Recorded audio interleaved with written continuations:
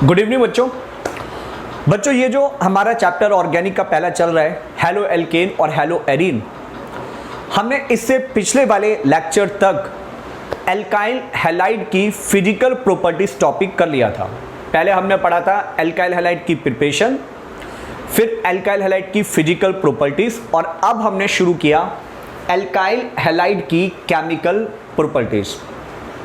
तो alkyl halide की chemical properties में आप लोग सबसे पहले ये फ्लो चार्ट बना लीजिए। हमें ये सारी केमिकल रिएक्शन पढ़नी है। Wurtz reaction, magnesium, alcoholic KOH, इसको बीटा एलिमिनेशन भी कहते हैं, Swarts reaction, Finkelstein reaction, nucleophilic substitution. Alkyl halide में सबसे ज़्यादा इंपॉर्टेंट प्रॉपर्टी है न्यूक्लियोफिलिक सब्स्टिट्यूशन। चलो शुरू करते हैं एक एक करके। इनमें सबसे पहली रिएक्शन की आप लोग हेडिंग डाल लीजिए, और पहली रिएक्शन का नाम है वुड्स रिएक्शन। मेरे साथ साथ लिखते जाइए। वुड्स रिएक्शन साइंटिस्ट के नाम पर बेस्ड रिएक्शन है, और जो रिएक्शन साइंटिस्ट के नाम पर बेस्ड होती है हम उसे नेमिंग रिएक्शन कहते हैं। और पेपर में जो भी नेमिंग रिएक्शन आती है उसमें लैंग्वेज में भी लिखा जाता है और रिएक्शन को भी लिखना होता है, शब्दों में भी लिखना है और आपने रिएक्शन भी लिखनी है। तो मैं इसका सेंटेंस बोल रहा हूं, आप लोग सेंटेंस लिखिए। Alkyl halide react with sodium metal. Alkyl halide react with sodium metal in the presence of dry ether. Alkyl halide react with sodium metal in the presence of dry ether to give alkane molecule of double carbon number. Alkyl halide react with sodium metal in presence of dry ether to give alkane molecule of double carbon number. सुनिए भैया, organic में कोई बच्चा balancing को लेके परेशान ना हो। ऑर्गेनिक में हम बैलेंस नहीं करते। हमने लिया RX का मतलब क्या होता है? Alkyl halide. इसमें X की जगह आप फ्लोरीन, क्लोरीन, ब्रोमीन और आयोडीन मानते हैं, पर यहां पे X की जगह आप जनरली क्लोरीन, ब्रोमीन और आयोडीन को लेना। फ्लोरीन को अवॉइड किया जाता है क्योंकि अगर यहाँ फ्लोरीन है तो ये बॉन्ड स्ट्रांग हो जाता है और फिर स्ट्रांग बॉन्ड को तोड़ने में प्रॉब्लम आती है। मैंने 2 सोडियम मेटल लिए प्लस एल्काइल हैलाइड का ही एक और मॉलिक्यूल, और एरो के ऊपर मैंने लिख दिया ड्राई ईथर। मैं आपको ये एग्जाम्पल बैलेंस करके समझा रहा हूं, हालांकि मैंने कहा कि ऑर्गेनिक में बैलेंस नहीं करते। आपको पता है ना कि सोडियम मेटल हवा में आता है, तो सोडियम मेटल के हवा में आते ही आग लग जाती है, सोडियम मेटल जल जाता है। तो सोडियम मेटल की बर्निंग ना हो जाए इसलिए जिस कंटेनर में आप रिएक्शन करवा रहे हैं उस कंटेनर को ड्राई रखिए। कंटेनर आपका सूखा होना चाहिए, इसलिए हमने ड्राई ईथर को यूज़ किया है। ड्राई ईथर नमी को एब्जॉर्ब कर लेता है और नमी को एब्जॉर्ब करके एनवायरनमेंट को एनहाइड्रस बना देता है, यानी ड्राई बना देता है। अब आगे सुनो भाई, इस वाली बॉन्ड में 2 इलेक्ट्रॉन है, एक हैलोजन का एक कार्बन का। इस वाली बॉन्ड में भी 2 इलेक्ट्रॉन है। हैलोजन अपना इलेक्ट्रॉन अपने साथ ले गया, हैलोजन अपना इलेक्ट्रॉन अपने साथ ले गया। अगर ये अपना इलेक्ट्रॉन अपने साथ ले जाए तो यहां से बॉन्ड तोड़ने के बाद क्या बनेगा?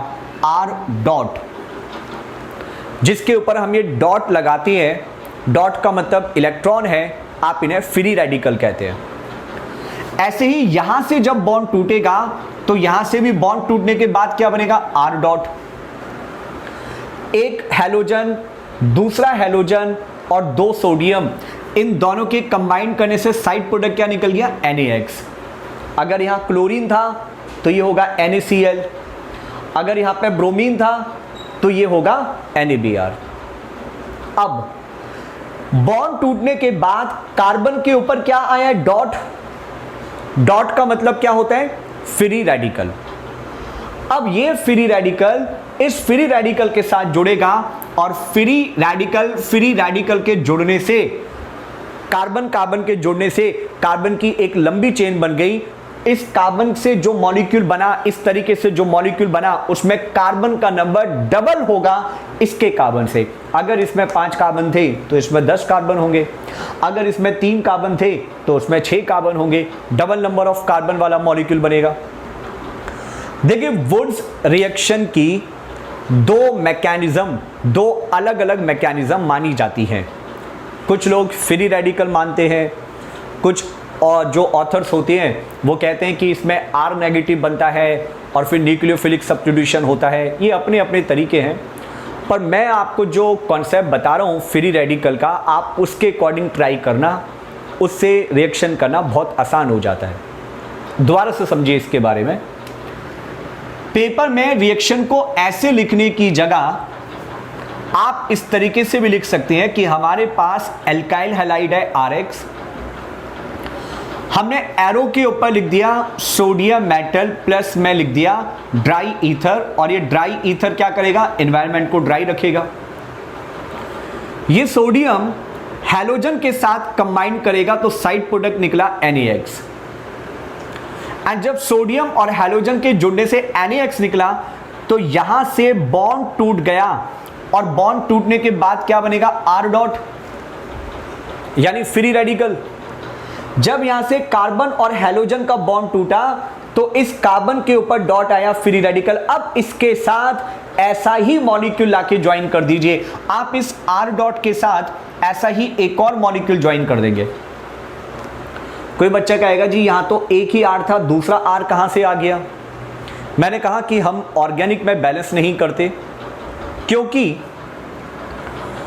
आपने एक कंटेनर ले रखा था, उस कंटेनर में हमारे पास alkyl halide RX, alkyl halide RX, alkyl halide RX, ऐसे बहुत सारे मॉलिक्यूल शुरुआत में थे। रिएक्शन करने से पहले RX के बहुत सारे मॉलिक्यूल थे। फिर जब R और X के बीच का बॉन्ड टूटा तो इससे क्या बना, R dot, R dot, R dot, R dot, R dot, ऐसे बहुत सारे फ्री रेडिकल बन गए। और इन सभी से ये जो हैलोजन निकला होगा, वो हैलोजन किसके साथ जुड़ा होगा, सोडियम के साथ जुड़ के NaX निकल गया होगा साइड प्रोडक्ट। काफी सारे फ्री रेडिकल आ गए। अब ये जो फ्री रेडिकल बने R डॉट, R डॉट, क्या होगा इसके बाद, ये R डॉट इसके साथ जुड़ गया, ये R डॉट इसके साथ जुड़ गया, ये R डॉट आगे किसी और के साथ जुड़ जाएगा। इस तरीके से R डॉट के जुड़ने से हमारे प्रोडक्ट बनते चले जाते हैं। तो इसलिए कोई बच्चा ये ना सोचे कि यहां पे एक ही R था, दूसरा R कहां से आया, बिकॉज हमने जो रिएक्शन करवाने के लिए कंटेनर लिया था उसमें एल्काइल हैलाइड का एक मॉलिक्यूल नहीं, बहुत सारे मॉलिक्यूल थे। देखो, ऑर्गेनिक का एक कॉन्सेप्ट याद रखना, ये कॉन्सेप्ट आप अपने IIT के पेपर में भी अप्लाई करना। हमने कोई रिएक्शन करवाई, रिएक्शन करवाते वक्त कहीं पे कार्बन के ऊपर डॉट आ गया, कार्बन के ऊपर एक सिंगल डॉट आया, डॉट का मतलब इलेक्ट्रॉन यानी फ्री रेडिकल। अगर कार्बन के ऊपर डॉट आया तो इसके साथ आप ऐसा ही एक और मॉलिक्यूल लाके ज्वाइन कर देना। किसी भी रिएक्शन में जब कार्बन के ऊपर एक डॉट आ जाए तो उसके साथ ऐसा ही मॉलिक्यूल लाके ज्वाइन कर देना। पर अगर किसी एग्जाम्पल में, किसी रिएक्शन में कार्बन के ऊपर डॉट 2 जगह आ गया, एक नहीं अब की बार 2 जगह आ रहे हैं, जैसे मैंने कहा कार्बन पे डॉट एक ही जगह है तो उसके साथ वैसा ही मॉलिक्यूल ज्वाइन करना है। लेकिन अगर डॉट 2 जगह है तो फिर बाहर से कोई और आकर ज्वाइन नहीं होगा, बल्कि ये दोनों कार्बन ही आप आपस में ज्वाइन करवा देना। भैया ये कॉन्सेप्ट अच्छे से दिमाग में बिठा लीजिए। आपको पेपर में ये चीज लिख के नहीं दिखानी, 12th क्लास के अंदर CBSE में आप लिख के नहीं दिखाएंगे, आप ये कॉन्सेप्ट अप्लाई करेंगे। मैं आपको अभी कुछ 5-6 एग्जाम्पल समझाता हूं, शायद एग्जाम्पल देखकर आपके दिमाग में ये बात बैठ जाए। आप लोग पहले ये कॉपी कर लीजिए। अगर किसी को वुड सेक्शन क्लियर नहीं हुई है तो अभी और इसके बारे में चर्चा करनी है, पहले आप इसे कॉपी करिए।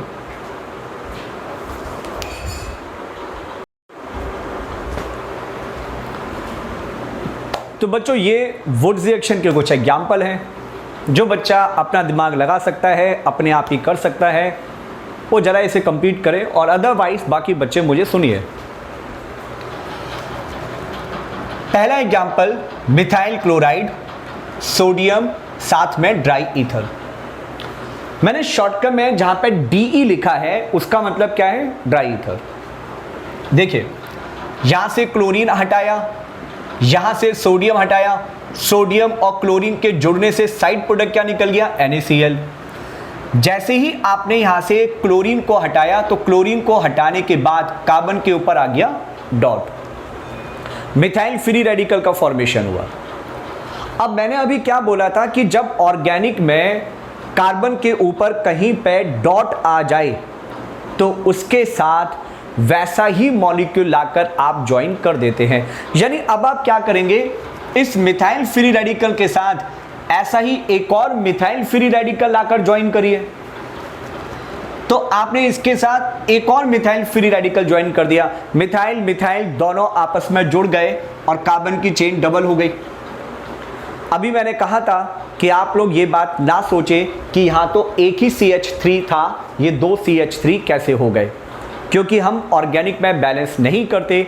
हमारे पास मिथाइल क्लोराइड का एक नहीं बल्कि बहुत सारे मॉलिक्यूल थे। ये वुड्स रिएक्शन का एग्जाम्पल हो गया। अब जैसे सेकंड एग्जाम्पल है, यहां से ब्रोमीन हटा दिया, यहां से आपने सोडियम हटा दिया, साइड प्रोडक्ट क्या निकला, NaBr। जैसे ही आप ये ब्रोमीन हटाते हैं तो ब्रोमीन हटाने के बाद क्या बनेगा, इथाइल फ्री रेडिकल। अब इस इथाइल फ्री रेडिकल के साथ आप ऐसा ही एक और मॉलिक्यूल लाके ज्वाइन करिए। तो आपने इथाइल फ्री रेडिकल के साथ एक और इथाइल फ्री रेडिकल लाके ज्वाइन कर दिया। उन कार्बन को लाके ज्वाइन कर दो, बिल्कुल वैसा ही कार्बन लाके ज्वाइन कर दो जिस कार्बन पर डॉट है। तो मैंने CH2 के साथ ऐसा ही मॉलिक्यूल लाके ज्वाइन किया, कार्बन की चेन डबल हो गई। भाई वुड्स रिएक्शन की खासियत है कि कन्वर्जन करते वक्त कार्बन की चेन को डबल करने के लिए इसका यूज किया जाता है। अब तीसरे वाले एग्जांपल में आयोडीन हटाया, साइड प्रोडक्ट निकल गया NaI। आयोडीन हटाने के बाद ये हमारे पास कार्बन की चेन बनी और यहां कार्बन के ऊपर क्या आया, डॉट। फिर क्या करना है, इसके साथ ऐसा ही मॉलिक्यूल लाकर ज्वाइन कर दीजिए। जब इसके साथ आप ऐसा ही मॉलिक्यूल ज्वाइन करते हैं, जब आप इन दोनों को ज्वाइन करते हैं तो इन दोनों को ज्वाइन करके ये प्रोडक्ट आपका बन जाएगा। तो शायद आपको समझ में आ रहा होगा, X हटाओ, X हटा के जो बचा उसके साथ वैसा ही मॉलिक्यूल लाकर ज्वाइन कर दीजिए। नंबर 4 में आपने ये ब्रोमीन हटा दिया और यहां से सोडियम हटा दिया, NaBr निकला। जैसे ही आप इस ब्रोमीन को हटाते हैं तो ब्रोमीन को हटाने के बाद ये आपका फ्री रेडिकल बना। अब इस फ्री रेडिकल के साथ ऐसा ही मॉलिक्यूल आके ज्वाइन करिए। तो इस फ्री रेडिकल के साथ हमने ऐसा ही एक और मॉलिक्यूल आके ज्वाइन किया, दोनों को ज्वाइन कर दिया तो कार्बन कार्बन ने आपस में इलेक्ट्रॉन शेयर कर लिया। तो शायद आपको ये 4 एग्जाम्पल से समझ में आ गया हो कि वुड्स रिएक्शन में क्या करते हैं। मैं अभी इसके आगे और रिएक्शन बताता हूँ। CBSE 12th क्लास में जो एग्जाम्पल वो पूछ सकता है वो सिंगल हैलोजन वाले पूछेगा, पर कंपटीशन में, नीट के पेपर में, IIT के पेपर में वो 2 हैलोजन वाले कंपाउंड पूछता है। चलो मैं और बताता हूँ, आप लोग इसे कॉपी करिए और एग्जाम्पल बताता हूँ।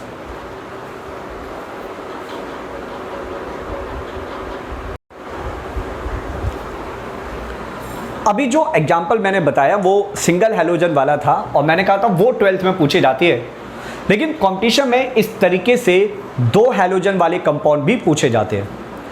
अब आपने ये 2 क्वेश्चन आपके सामने हैं, इसको आपने कंप्लीट करना है। देखिए ये दोनों ब्रोमीन आपने हटा दिए, ये दोनों ब्रोमीन सोडियम के साथ कंबाइन कर गए, NaBr निकला। अगेन कह रहा हूं कि बैलेंसिंग पे ध्यान मत देना, अगर बैलेंस करना है तो यहां 2 सोडियम और यहां पे 2 NaBr। जब यहां से ब्रोमीन और यहां से ब्रोमीन हटा दिया तो ब्रोमीन को हटाने के बाद फिर क्या होगा, इसके ऊपर एक डॉट आएगा और इसके ऊपर एक डॉट आएगा। जैसे ही आप हैलोजन हटाते हैं तो कार्बन के ऊपर डॉट आता है। मतलब इन दिस रिएक्शन हमारा इंटरमीडिएट क्या बन रहा है, हमारा ये इंटरमीडिएट बन रहा है, इसमें जो डॉट है वो दो जगह आ रहा है। ऑलराइट, अब मैंने कॉन्सेप्ट क्या बताया था कि अगर कार्बन की चेन में डॉट दो जगह आता है, इलेक्ट्रॉन फ्री रेडिकल दो जगह बनता है, तो ये दोनों कार्बन आपस में ज्वाइन कर देते हैं। अब जब आप इन दोनों कार्बन को आपस में ज्वाइन करते हैं, इन दोनों को ऐसे ज्वाइन करते हैं, तो फिर ऐसे लिखा जाएगा ना, CH2 CH2 CH2 CH2। मतलब हमें क्या प्रोडक्ट मिल गया, हमें फाइनल आंसर मिला साइक्लोब्यूटेन। आप ऐसे करके भी बना सकते हो। शायद आपको ये एग्जांपल क्लियर हो गया हो। अब इसको देखो, ये IIT एडवांस 2005 में आया था। 2005 में IIT एडवांस ही होता था, IIT JEE में नहीं होता था। अब ये वाला आपने क्लोरीन हटाया और ये वाला आपने ब्रोमीन हटाया, तो साइड प्रोडक्ट निकल गया NaCl और NaBr। यहां से क्लोरीन हटा दो, यहां से ब्रोमीन हटा दो। क्लोरीन और ब्रोमीन को हटाने के बाद इन दोनों कार्बन पे एक एक डॉट आ गया, फ्री रेडिकल बन गया। अब क्या बोला है कि डॉट अगर दो जगह आता है तो वो दोनों कार्बन आपस में जुड़ जाते हैं। यानी अब इन दोनों को आपस में ज्वाइन करो, और जब आप इन दोनों को ज्वाइन करते हैं तो इस तरीके से ये प्रोडक्ट बनेगा। ऐसे जो कंपाउंड होते हैं, इस टाइप के कंपाउंड को बोला जाता है बाईसाइक्लो कंपाउंड। ऐसे कंपाउंड को बाईसाइक्लो कहते हैं। बाईसाइक्लो कंपाउंड CBSE लेवल तक नहीं पढ़े जाते। ये जो बाईसाइक्लो कंपाउंड दिया है VIT वैलोरे 2019 के पेपर में, इसका IPA नेम पूछा गया था। इस कंपाउंड का IPC नेम VIT के पेपर में पूछा गया था। इसका IPC नेम होता है बाईसाइक्लो 1.1.0 1 2 3 4, टोटल 4 कार्बन है, तो 4 कार्बन के लिए वर्ड आ जाएगा ब्यूटेन। वेल, इसका IPA नेम कैसे आया, ये मैं एक अलग से नॉमेनक्लेचर की क्लास लूंगा। IIT वालों की क्लास में, नीट वालों की क्लास में बताऊंगा, CBSE वालों की क्लास में नहीं। तो फिलहाल आप लोग इसे कॉपी कर लीजिए। अभी हम बात कर रहे हैं वुड्स रिएक्शन की, तो फिलहाल वुड्स रिएक्शन पे ही फोकस कर रहे हैं। मैंने आपको वुड्स रिएक्शन में दो टाइप के एग्जाम्पल बताए, सिंगल हैलोजन वाले और डबल हैलोजन वाले। सिंगल हैलोजन वाले CBSE लेवल तक आते हैं, डबल हैलोजन वाले कंपटीशन में पूछे जाते हैं। फटाफट लिखिए इस चीज को। अब बात करती है वुड्स रिएक्शन पे पेपर में क्वेश्चन कैसे पूछा जा सकता है। मैंने वुड्स रिएक्शन की सिंपल बातें तो बता दी। अब जरा इसके अंदर कुछ कॉम्प्लिकेशन जो है, इसके अंदर जो कमियां हैं उसकी बात करते हैं। मैं आपको दो क्वेश्चन बता रहा हूं। फर्स्ट, पहला क्वेश्चन लिखिए, why do not we apply, why do not we use Woods reaction, why do not we use Woods reaction to make, why do not we use Woods reaction to make asymmetric या फिर odd carbon वाले asymmetric molecule, asymmetric alkane molecule। Wurtz reaction use की जाती है alkene बनाने के लिए, और ऐसी एल्केन बनाने के लिए यूज किया जाता है जिनमें इवन नंबर ऑफ कार्बन होते हैं। हम वुड्स रिएक्शन से ऑड कार्बन वाले एल्केन नहीं बनाते, इवन वाले ही बनाते हैं। तो ऐसा क्यों, हम ऑड वाले क्यों नहीं बनाते, इवन वाले ही क्यों बनाते हैं? कारण समझिए। जब मान लेते हैं कि हमने एक कंटेनर में CH3Cl लिया, क्या नाम है इसका, मिथाइल क्लोराइड, प्लस आपने एक और मॉलिक्यूल लिया इथाइल क्लोराइड, साथ में हमने लिखा सोडियम मेटल और ड्राई ईथर। मतलब आप एक कंटेनर लेते हैं और उस कंटेनर में कुछ मॉलिक्यूल इसके, कुछ मॉलिक्यूल इसके, हमने दो अलग अलग टाइप के मॉलिक्यूल मिक्स करके ऐड कर दिए। अब क्या होगा भाई, क्योंकि हमने जो कंटेनर ले रखा है उसमें इसके कई सारे मॉलिक्यूल हैं, तो यहां से क्लोरीन हटाने के बाद methyl free radical, methyl free radical, methyl free radical, काफी सारे मिथाइल फ्री रेडिकल बनेंगे। यहां से क्लोरीन हटाने के बाद ethyl free radical, ethyl free radical and ethyl free radical, इसमें भी काफी सारे फ्री रेडिकल बनेंगे। मैंने एक बात पहले क्लियर कर दी है कि वुड्स रिएक्शन की फ्री रेडिकल मैकेनिज्म के अलावा आयोनिक मैकेनिज्म भी मानी जाती है, जिसके अंदर R माइनस, R के ऊपर माइनस का चार्ज आता है। एक ऐसी भी मैकेनिज्म सपोज की जाती है, पर मैं आपको फ्री रेडिकल के कॉन्सेप्ट से समझा रहा हूं। अब यार इससे तो बन गए बहुत सारे मिथाइल फ्री रेडिकल और इससे बन गए काफी सारे इथाइल फ्री रेडिकल। अब जरा सोचो कि क्या क्या हो सकता है। एक तो हो सकता है कि मिथाइल फ्री रेडिकल से जुड़ जाए। जब मिथाइल मिथाइल से जुड़ेगा तो मिथाइल मिथाइल के जुड़ने से क्या बन जाएगा, इथेन। दूसरी बात क्या हो सकती है, इथाइल वाला इथाइल वाले से जुड़ जाए। जब इथाइल फ्री रेडिकल से जुड़ेगा तो एक और मॉलिक्यूल बन जाएगा, ब्यूटेन। और तीसरी बात हो सकती है कि मिथाइल और इथाइल ये दोनों आपस में जुड़ जाएं, और जब ये दोनों आपस में जुड़ेंगे तो एक और मॉलिक्यूल बनेगा, उसका नाम है प्रोपेन, और साइड प्रोडक्ट क्या निकल जाएगा, NaCl। भाई यहां से क्लोरीन को हटा के क्या बनना है, मिथाइल फ्री रेडिकल। यहां से क्लोरीन को हटा के क्या बनना है, इथाइल फ्री रेडिकल। प्रोबेबिलिटी क्या हो रही है, मिथाइल मिथाइल के साथ जुड़े, इथेन बन गया। इथाइल इथाइल के साथ जुड़े, ब्यूटेन बन गया। मिथाइल इथाइल आपस में जुड़ जाए, प्रोपेन बन गया। ऑलराइट, ठीक है भाई, रिएक्शन तो हो रही है। अब हमारा जो क्वेश्चन है और हमारा जो आंसर है उसके ऊपर आते हैं। ये जो मॉलिक्यूल है इसमें नंबर ऑफ कार्बन है 3, यानी ऑड, और ऑड कार्बन वाले मॉलिक्यूल को क्या बोलते हैं, एसिमेट्रिक मॉलिक्यूल। हम इसको बराबर बराबर दो पार्ट में डिवाइड नहीं कर सकते, इसमें सिमेट्री नहीं है। इसको बराबर बराबर दो पार्ट में कट किया जा सकता है, इसको इक्वल दो पार्ट में डिवाइड किया जा सकता है। तो ये है सिमेट्रिक, ये है सिमेट्रिक। इसमें कितने कार्बन है, 2 यानी इवन कार्बन। इसमें कितने कार्बन है, 4 यानी इवन कार्बन। पर इसमें कितने कार्बन है, ऑड कार्बन। तो ये वुड्स रिएक्शन ही तो है। वुड्स रिएक्शन को यूज करके ऑड कार्बन वाला मॉलिक्यूल बन तो रहा है, पर मैं क्वेश्चन क्या पूछ रहा हूं, व्हाई डू नॉट वी, हम ऑड कार्बन वाला मॉलिक्यूल क्यों नहीं बनाते। क्वेश्चन पूछ रहे हैं कि ऑड कार्बन वाला मॉलिक्यूल क्यों नहीं बनाते, जबकि मैं कह रहा हूं ऑड कार्बन वाला बन रहा है। भाई बन तो रहा है, बिल्कुल सही है, बन रहा है, लेकिन ये कैसे पता चलेगा कि यही ज्यादा क्वांटिटी में बने। ये अकेला थोड़ी ना बन रहा है, इसके साथ ये भी बन रहा है, ये भी बन रहा है, ये भी बन रहा है। You are getting the mixture of 3 product. आपको मिक्सचर मिल रहा है, क्या ये प्योर स्टेट में बन रहा है, नहीं, ये प्योर स्टेट में नहीं बन रहा।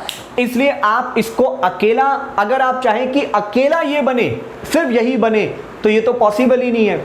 इसके साथ साथ ये भी बनेगा, इसके साथ साथ ये भी बनेगा, हम इसे अकेला नहीं बना सकते प्रोपेन को। तो वुड्स रिएक्शन की ये कमी है कि वुड्स रिएक्शन से सिर्फ ऑड कार्बन वाला मॉलिक्यूल नहीं बन सकता। अगर ऑड वाला बनाने की कोशिश करोगे तो साथ में इवन वाले भी बनेंगे। अब मान लो हमें अगर सिर्फ ये मॉलिक्यूल बनाना होता, हम चाहते हैं कि वुड्स रिएक्शन को इस्तेमाल करो और अकेला यही बने, कोई और चीज ना बन जाए, तो भैया आसान सी बात है, CH3Cl ले लीजिए। CH3Cl लेने के बाद हमारा जो प्रोडक्ट है वो अकेला ये बनेगा और कोई नहीं बनेगा। NaCl साइड प्रोडक्ट है, तो इवन कार्बन वाला तो बनाना प्योर स्टेट में है पॉसिबल, इवन कार्बन वाला तो प्योर स्टेट में बनाया जा सकता है, लेकिन ऑड कार्बन वाला प्योर स्टेट में नहीं बनाया जा सकता। ऑलराइट, तो वुड्स रिएक्शन की ये एक ड्रॉबैक्स है कि वुड्स रिएक्शन से हम इवन कार्बन वाले मॉलिक्यूल तो बनाते हैं प्योर स्टेट में, पर ऑड कार्बन वाले मॉलिक्यूल नहीं बनाते। अब पेपर में ये 12th क्लास में जब क्वेश्चन आता है तो आप ये रिएक्शन लिख कर आइएगा। रिएक्शन के साथ आप शब्दों में भी लिखेंगे, लैंग्वेज में भी लिखेंगे। मैं डिक्टेट कर रहा हूं, आप लोग कॉपी में लिख लीजिए। लिखिए, to prepare asymmetric molecule from Woods reaction, to prepare asymmetric molecule from Wood's reaction, we have to use two different type of alkyl halide.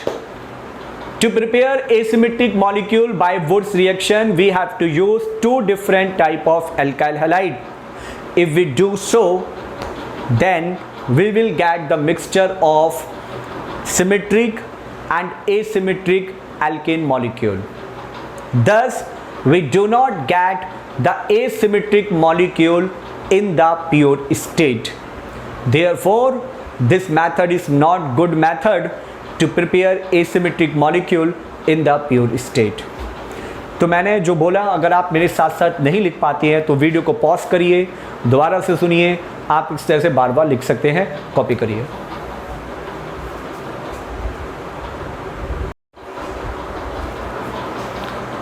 अगला क्वेश्चन वुड्स रिएक्शन पे, अगली ड्रॉबैक्स। नेक्स्ट वुड्स रिएक्शन पे दूसरा question है कि why do not we use Wurtz reaction in the tertiary alkyl halide. भाई Wurtz reaction को ऐसे मॉलिक्यूल में यूज मत करना जो टर्शरी होते हैं। क्यों नहीं करते? क्योंकि अगर हमने कोई टर्शरी एल्काइल हैलाइड लिया, जैसे CH3 carbon, CH3 and CH3 and bromine, plus arrow के ऊपर हमने लिखा sodium metal and dry ether, कौन सा मॉलिक्यूल है? टर्शरी एल्काइल हैलाइड है। अब आपने यहां से ब्रोमीन को हटा दिया, ब्रोमीन को हटाने के बाद क्या निकला? NaBr। जैसे ही आप यहां से ब्रोमीन को हटाते हैं तो ब्रोमीन को हटाने के बाद हमारा इंटरमीडिएट क्या बनेगा? ये बनेगा। मतलब ब्रोमीन को हटाने के बाद हमारा जो इंटरमीडिएट आ रहा है वो ये आ रहा है, टर्शरी फ्री रेडिकल आ रहा है। अब जो मैंने कॉन्सेप्ट बताया था वो क्या था? जब कार्बन के ऊपर डॉट आ जाए तो उसके साथ वैसा ही मॉलिक्यूल आके ज्वाइन करना है। मतलब आप लोग अप्लाई क्या करोगे कि इसके साथ ऐसा ही मॉलिक्यूल आके ज्वाइन कर दीजिए। चलो इसके साथ ये दोनों ज्वाइन कर दिए। अगर आपने ये दोनों मॉलिक्यूल ज्वाइन कर दिए तो ये प्रोडक्ट बनेगा, ऐसा नहीं है कि नहीं बनेगा, पर थोड़ा बहुत मामूली सा बनेगा, बहुत ही कम क्वांटिटी में बनेगा। इस प्रोडक्ट के बनने के चांसेस हैं, पर ये बहुत कम क्वांटिटी में बनेगा, इसे हम माइनर प्रोडक्ट कहेंगे। बल्कि इस रिएक्शन में हमारा मेजर प्रोडक्ट बनेगा alkene. This is the major product. इस रिएक्शन में मेजर प्रोडक्ट एल्कीन बन रहा है। तो भाई ये क्या बात हो गई? वुड्स रिएक्शन से तो एल्केन बनता है, यहां वुड्स रिएक्शन से एल्केन के अलावा एल्कीन भी बन गया, और वो एल्कीन मेजर क्वांटिटी में बन रहा है। क्योंकि प्रॉब्लम क्या थी? पहली प्रॉब्लम, ये कार्बन टर्शरी है, इस पे CH3 ने चारों तरफ से कवर कर लिया, तो स्टेरिक हिंड्रेंस की वजह से ये कार्बन इस कार्बन के साथ आसानी से इलेक्ट्रॉन शेयर नहीं कर पाएगा। मैंने कहा आसानी से शेयर नहीं कर पाएगा, पर फिर भी इलेक्ट्रॉन शेयर करेगा तो सही। बेशक 10-12 मॉलिक्यूल ही बने, मैं कहता हूं कि ये हमारा 99% बने तो 1% तो बनेगा, इसके बनने के चांस है पर कम है। ये हमारा मेजर प्रोडक्ट है। वाई? ये टर्शरी फ्री रेडिकल है। टर्शरी फ्री रेडिकल में हाइपर कंजुगेशन बहुत ज़्यादा डोमिनेट कर जाती है। अब मैंने ये एक नया शब्द यूज़ कर दिया, हाइपर कंजुगेशन। बच्चा कहेगा 11वीं क्लास तो हमें आती नहीं है। मैं 11वीं क्लास के रिलेटिव कॉन्सेप्ट साथ साथ आपको पढ़ाता रहूँगा। हाइपर कंजुगेशन में अभी डिस्कस नहीं कर रहा, पर मेरे आने वाले लेक्चर में हाइपर कंजुगेशन डिस्कस होगा, जरूर होगा। हाइपर कंजुगेशन में समझाऊंगा। अगर किसी को 11वीं की ऑर्गेनिक बिल्कुल भी नहीं आती, घबराए मत, जो मैं करा रहा हूँ देखते जाइए, सब बताऊंगा। मैंने कहा कि इस मॉलिक्यूल में एल्कीन बनने के चांसेस ज़्यादा हैं। अब आप पेपर में शब्दों में लिख कर आओगे 12th में कि इन the tertiary alkyl halide elimination reaction dominate and alkene form as the major product. Therefore, we do not use tertiary alkyl halide in the Woods reaction. मैंने जो सेंटेंस बोला उसे कॉपी में लिख लीजिएगा, पेपर में लिख कर आना होगा, कॉपी करिए।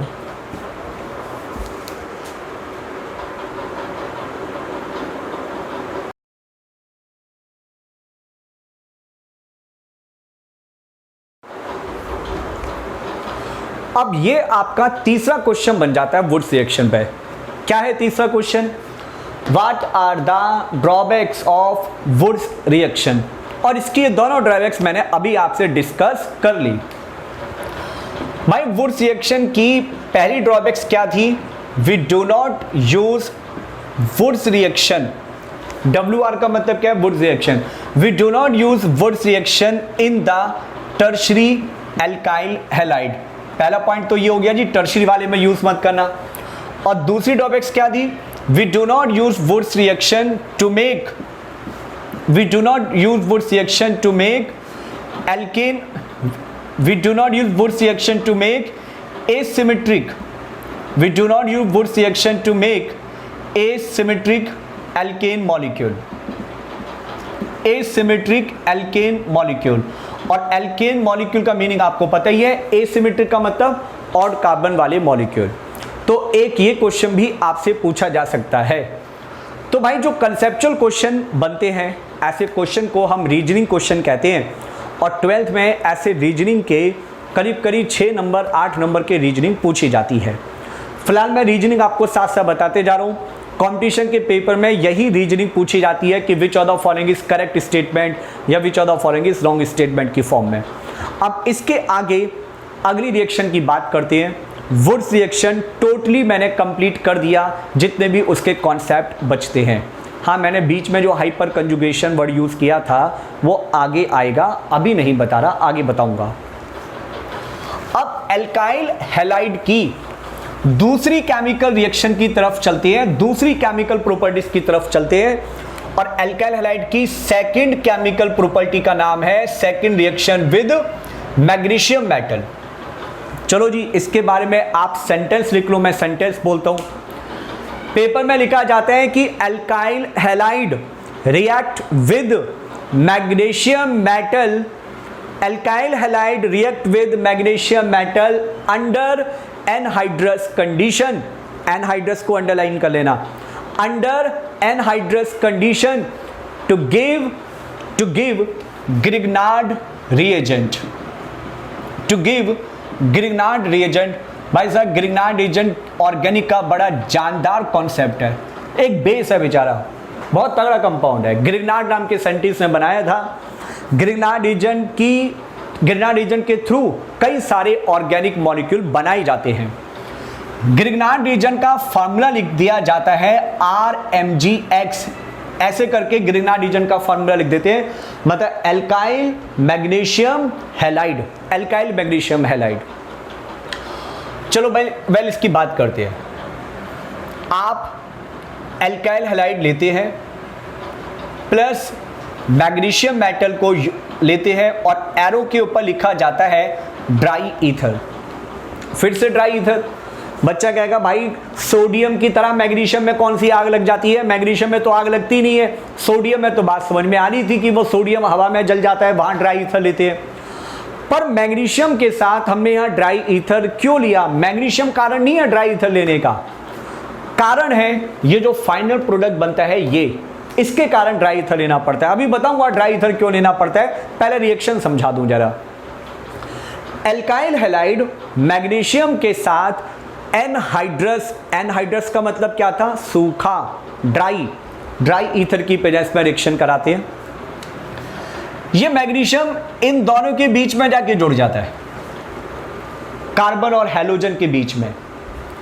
ये मैग्नीशियम कार्बन और हैलोजन के बीच में जाके जुड़ता है और इससे बन जाता है RMgX।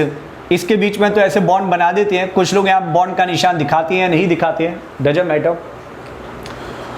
अब ये जो कंपाउंड बना, इसमें मैग्नीशियम पे चार्ज कितना है जी? +2। हैलोजन पे चार्ज -1। R के ऊपर चार्ज -1। इस कंपाउंड का नाम ग्रिग्नार्ड रिएजेंट है। होता क्या है, मैग्नीशियम मेटल की वैलेंस शेल में 2 इलेक्ट्रॉन थे, तो मैग्नीशियम ने 2 इलेक्ट्रॉन लूज कर दिए और 2 इलेक्ट्रॉन लूज करने के बाद उस पर +2 का चार्ज आ गया मैग्नीशियम पे। भाई ये बात तो बचपन में पढ़ी होगी कि सोडियम 1 इलेक्ट्रॉन लूज करता है, मैग्नीशियम 2 इलेक्ट्रॉन लूज कर सकता है।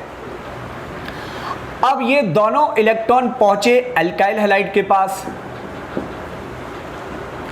भाई इस बॉन्ड के अंदर ऑलरेडी 2 इलेक्ट्रॉन है, इस बॉन्ड में 1 इलेक्ट्रॉन हैलोजन का है, 1 इलेक्ट्रॉन कार्बन का है। अब ये दोनों इलेक्ट्रॉन इसके अंदर जबरदस्ती आ रहे हैं, इलेक्ट्रॉन इलेक्ट्रॉन के बीच में रिपल्शन होगा, रिपल्शन की वजह से बॉन्ड टूट गया, रिपल्शन की वजह से बॉन्ड टूटा, और जब ये बॉन्ड टूटा तो इससे क्या बनेगा, R और X अलग अलग हो गए। कितने इलेक्ट्रॉन थे, 2, 1 इलेक्ट्रॉन इसमें चला गया, 1 इलेक्ट्रॉन इसमें चला गया, दोनों ने 1-1 इलेक्ट्रॉन लिया, तो इससे क्या बन गया, R माइनस और X माइनस। अब इस पे भी माइनस का चार्ज, इस पे भी माइनस का चार्ज, और इस पे कितना है, +2। तो ये दोनों के दोनों जाके किससे जुड़ गए, ये दोनों के दोनों जुड़ गए मैग्नीशियम से, और जब ये दोनों मैग्नीशियम से जुड़ेंगे तो प्रोडक्ट बन गया हमारा RMgX, यानी ग्रिग्नार्ड रिएजेंट। ये चीज आप 12th में लिख के नहीं दिखाते, ये मैं आपको समझाने के लिए बता रहा हूं। 12th लेवल तक का जो बच्चा क्वेश्चन कर रहा है वो सिंपल इस चीज को लर्न करे कि मैग्नीशियम को कार्बन हैलोजन के बीच में ले जाना है। जैसे अगर हम ये रिएक्शन लिखते हैं यहां पर CH3Cl प्लस मैग्नीशियम, एरो के ऊपर लिखा ड्राई ईथर। ड्राई ईथर क्यों लिया है अभी इसके बारे में बात करेंगे। ये मैग्नीशियम इन दोनों के बीच में जाके जुड़ गया और इससे बन गया CH3MgCl, और इस प्रोडक्ट का नाम है methyl magnesium chloride, methyl magnesium chloride. मान लो कि अगर कोई बच्चा ये लेता CH3 एंड यहां पे अगर लिखा हुआ है Br प्लस हमने लिखा मैग्नीशियम और एरो पे लिखा ड्राई ईथर। मैग्नीशियम को क्या करना है, आपने कार्बन और हैलोजन के बीच में जोड़ देना है, कार्बन और हैलोजन के बीच में लाके ज्वाइन कर दो।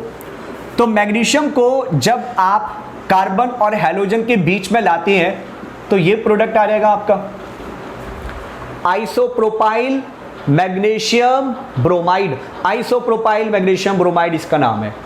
तो ये तो हमारा हो गया कि एल्काइल हैलाइड को मैग्नीशियम के साथ रिएक्शन कराने पर क्या प्रोडक्ट बनेगा। ये तो बात हो गई जी, प्रोडक्ट क्या बनेगा। चलिए जी, प्रोडक्ट हमारा ये बनेगा। अब सवाल उठता है कि ड्राई ईथर को क्यों लिया, ड्राई ईथर लेने की क्या वजह है। एक्चुअली में अगर मैंने ये कंपाउंड ऐसे बनाया, मतलब मैं इसको ऐसे लिखने की जगह मान लो चलो डायरेक्ट ग्रिग्नार्ड एजेंट ही लिख रहा हूं, मैं यहां पे ग्रिग्नार्ड एजेंट की ही बात कर रहा हूं, इस चीज की।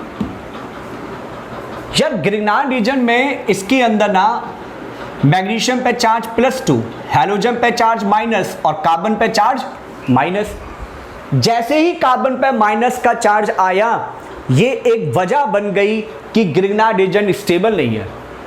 ग्रिग्नार्ड रिएजेंट की जब जरूरत होती है तभी बनाते हैं, पहले से बनाकर इसे स्टोर नहीं किया जाता। जब ग्रिग्नार्ड एजेंट की जरूरत है इसको तभी बनाइएगा, पहले से बनाकर स्टोर नहीं किया जाता। क्योंकि ग्रिग्नार्ड एजेंट में कार्बन के ऊपर ये जो माइनस का चार्ज आ रहा है वो स्टेबल नहीं होता, बिकॉज हैलोजन की इलेक्ट्रोनेगेटिविटी ज्यादा है।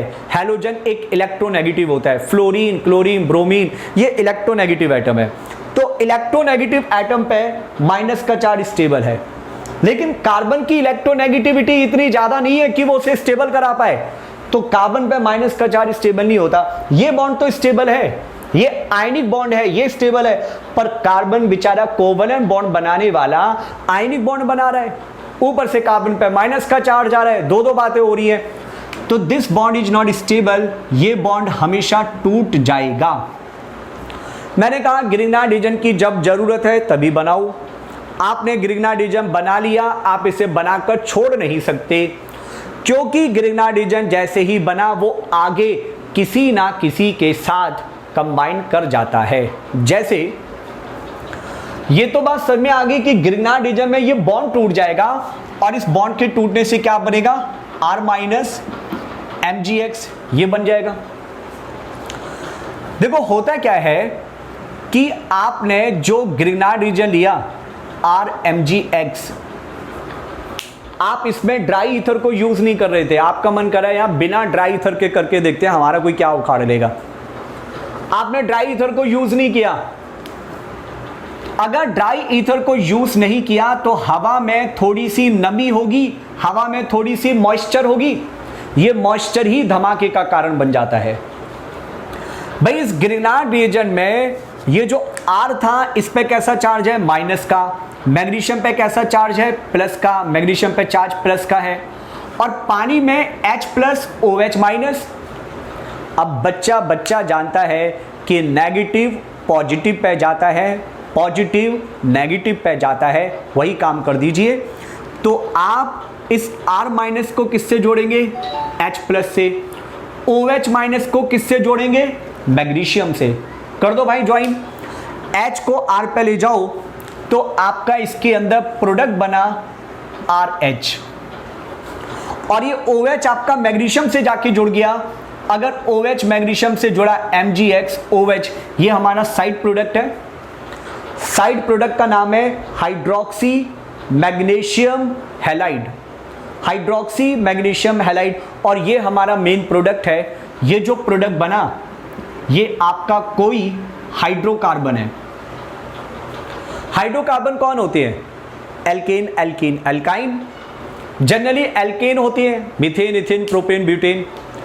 अगर मान लो ये है CH3, जैसे यहां पे CH3 है इस वाले केस में, अगर ये CH3 है तो ये क्या होगा, CH4। भाई CH4 तो खतरनाक है, CH4 हवा में आती है तो आग लग जाती है, धमाका सा हो जाता है।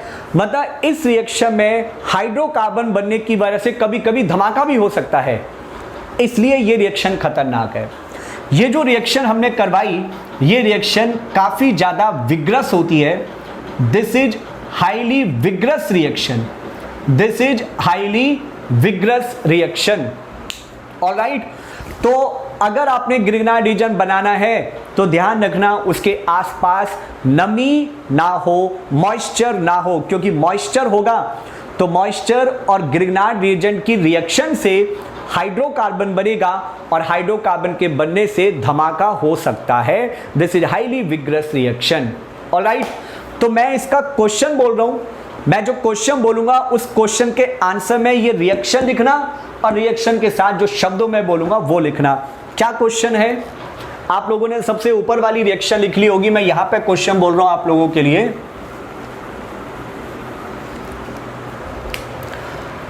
क्वेश्चन है why do we make Grignard reagent, ये मैंने शॉर्टकट में लिख दिया GR की फुल फॉर्म है Grignard reagent. why do we make Grignard reagent under anhydrous condition, why do we make Grignard reagent under anhydrous condition. भाई इस क्वेश्चन के आंसर में सबसे पहले तो ये रिएक्शन लिख दो। इस रिएक्शन को लिखने के बाद जो मैं सेंटेंस बोल रहा हूं वो सेंटेंस लिख लीजिए आप लोग। पहले सेंटेंस है Grignard reagent react with the moisture, Grignard reagent react with the moisture and form hydrocarbon, Grignard reagent react with moisture and form hydrocarbon, which is highly vigorous reaction, which is highly vigorous reaction. Therefore, to prevent this reaction, we always make Grignard reagent under anhydrous condition. All right? अगर कोई बच्चा लिख नहीं पाया है तो video को stop करके दोबारा से रिवर्स कर लो और फिर लिख लीजिए। सेंटेंस जरूर लिख कर आना, सीबीएसई का इंपॉर्टेंट क्वेश्चन है। सीबीएसई का ये काफी ज्यादा इंपॉर्टेंट क्वेश्चन है और एनसीईआरटी बैक एक्सरसाइज में ये क्वेश्चन दे भी रखा है। चलिए फिलहाल आज की क्लास को हम यहीं पर फिनिश करते हैं, फिर अगली क्लास में मिलेंगे। एल्काइल हैलाइड की 2 केमिकल प्रॉपर्टीज हम पढ़ चुके हैं, अभी एल्काइल हैलाइड की बाकी की केमिकल प्रॉपर्टीज बाकी है। कॉपी कर लेना, वीडियो को देखिएगा। कोई डाउट है तो कमेंट करके मैसेज करके मुझे आप पूछ सकते हैं। Good night.